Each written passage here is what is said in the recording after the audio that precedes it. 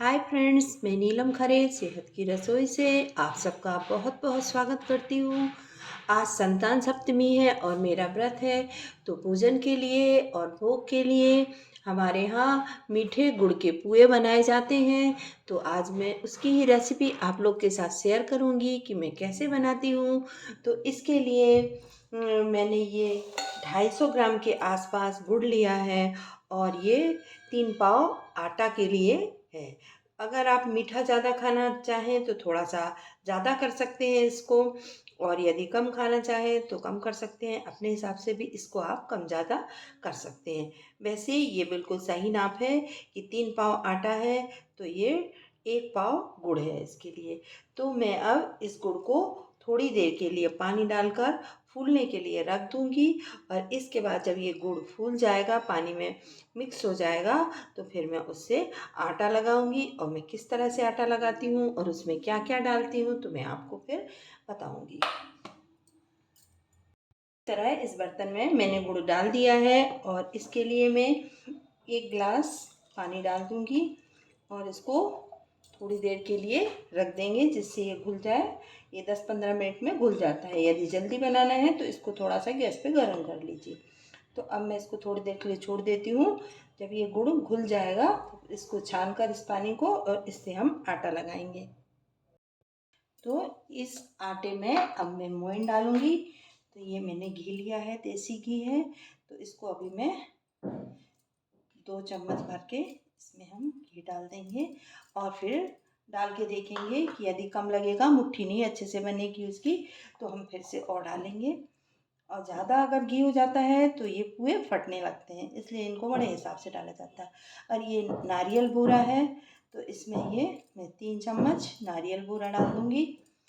और ये खसखस दाना है, ये मैंने साफ करके रखे हैं, तो इसको भी मैं 3 चम्मच भर के इसमें डाल दूँगी। 3 पाव के लिए है तो 3 चम्मच। इस तरह से मेरा ये अंदाज रहता है इसमें कि इतना ही डालना है। इसके बाद इसको अच्छे से मसल कर हम देखेंगे कि इसकी मुट्ठी बन रही है कि नहीं इस आटे की। अगर अच्छे से मुट्ठी बन जाती है तो फिर नहीं डालेंगे, और यदि मुट्ठी खुल रही है, उसके लड्डू अच्छे से नहीं बन रहे हैं, तो थोड़ा सा और डालेंगे। तो इसको इस तरह से अच्छे से मसल लेंगे।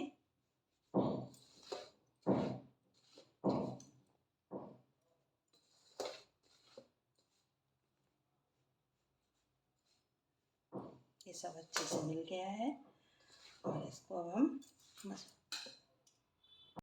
तो इस तरह से देखिए अच्छे से इसको मैंने मैश कर लिया है। और इसकी मुट्ठी इस तरह से बना के देखेंगे तो ये बढ़िया मुट्ठी बन रही है। बस अब इससे ज़्यादा इसमें हम घी नहीं डालेंगे मोइन। और अब इसको हम गूँथेंगे। तो हमने ये जो पानी गुड़ का रखा हुआ था, ये अच्छे से घुल गया है। अब मैं इसको छानूंगी और इसमें डालूंगी। तो ये दूसरे बर्तन में इसको हम छान के रख लेंगे इस तरह से।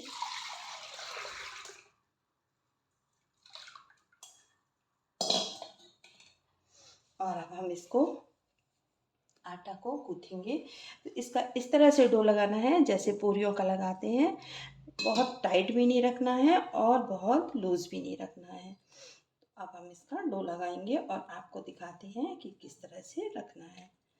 तो थोड़ा थोड़ा डालते जाएंगे, और यदि ये गुड़ का पानी कम पड़ता है तो इसमें फिर थोड़ा सा हम पानी डाल देंगे। इस तरह से ये मैंने डो लगा लिया है, और ये इसी तरह से लगाना है। ना ज़्यादा गीला रखना है और ना ज़्यादा सूखा। यदि ज़्यादा टाइट रहेगा तो पुए बेलने में फटेंगे और वो कढ़ाई में भी बिखरेंगे। तो बस इसी तरह से रखिएगा आप लोग। ये लगभग पूड़ी के जैसा ही है। अगर थोड़ा सा उससे लूज भी होगा तो भी चल जाएगा, पर ज़्यादा टाइट नहीं लगाइएगा। तो अब हम इसके छोटे छोटे से पुए बनाएंगे और इनको कढ़ाई में तलेंगे। तो इसको मीडियम आंच पे सेकेंगे। इस तरह से मैंने जो पानी लिया था वो पूरा ख़त्म हो गया है गुड़ का। बस ये थोड़ा सा आधे चम्मच बचा है, तो इसको हम ऐसे ही हटा देंगे, इससे कोई फ़र्क नहीं पड़ेगा। और अब हम पुए बनाएंगे। तो इस तरह से मैंने छोटी छोटी सी ये ऐसी लोइयाँ बना ली हैं, और अब मैं इसके पुए बेलूँगी इस तरह से। पट्टे पे थोड़ा सा घी लगा लेंगे और इनको हम बेल कर फिर कढ़ाई में सेकेंगे। इस तरह से बहुत मोटे भी नहीं बनाना है और बहुत पतले भी नहीं बनाना है। इस तरह से ये पोहे हम बनाएंगे।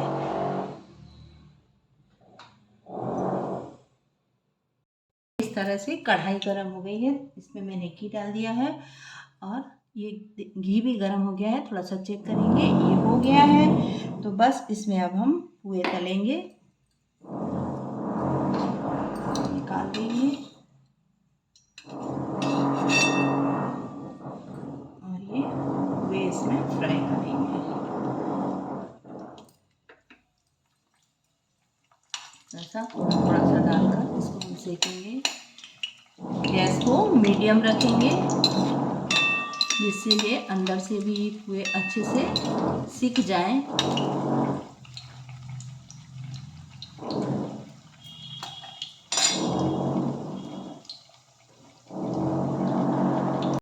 इस तरह से ये पोहे सिक रहे हैं और बस इसको धीमे आंच पर सेकना है। ये बढ़िया क्रिस्पी हो जाएंगे। तो इसको आप कभी भगवान जी को भोग लगाने के लिए भी बना सकते हैं और आप ऐसे भी मीठे में कभी बना सकते हैं। तो एक बार आप लोग ज़रूर बनाइएगा, ये बहुत क्रिस्पी और बहुत टेस्टी लगते हैं खाने में। तो ये अभी सिकने में थोड़ा सा इसको 2 मिनट और लगेगा और ये बनकर तैयार हो जाएंगे। बस इसके ऊपर से ऐसे ऐसे थोड़ा सा घी भी डालते जाओ तो ये बढ़िया सिक जाते हैं। तो इस तरह से ये पोहे सिक कर तैयार हो गए हैं। बस इस तरह से इसको सेकना है और इसके बाद इसको अब हम प्लेट में निकालेंगे। तो इस तरह से लीजिए, ये पोहे बनकर तैयार हो गए हैं। तो इस तरह आप लोग भी बनाइएगा और गणपति बप्पा को भोग लगाइएगा। इस तरह यदि आपको मेरा ये वीडियो अच्छा लगा हो तो आप इसे लाइक करिएगा, शेयर करिएगा और मेरे चैनल को सब्सक्राइब करिएगा। Thank you.